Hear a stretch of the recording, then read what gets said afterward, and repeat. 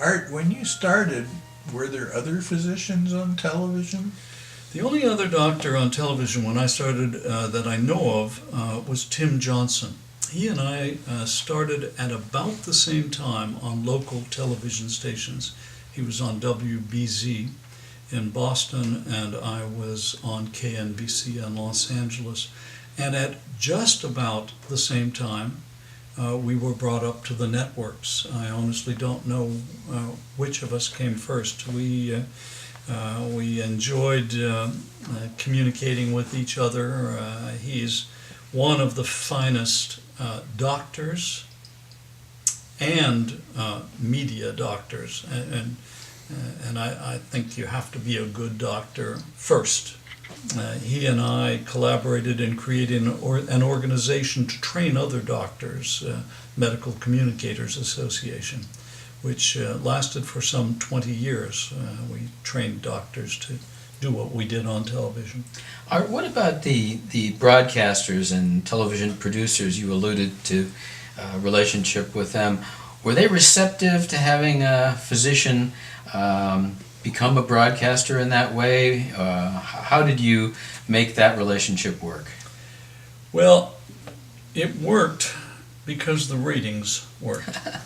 I'm often asked, what do you think was your greatest contribution? And I think my greatest contribution was in teaching television executives that medical programming could be good business. They didn't really care about medicine. Frankly, well, in these days they don't even care about the programming. All they care about is the business. But when they saw that they could do this without damaging their ratings, they were wide open to it. What about your thoughts on the high points and the low points of medical communication on television today? How do you see that compared to that time where really very creative activities were occurring? Well, the high points on medical television today, I think, remain on the networks. I think the quality of medical reporting that we see at NBC, CBS, ABC, and CNN is extremely high. I mean, you can't find better doctors, better medical reporters than Nancy Snyderman, Sanjay Gupta. The low points, I think, are in local television and in syndication.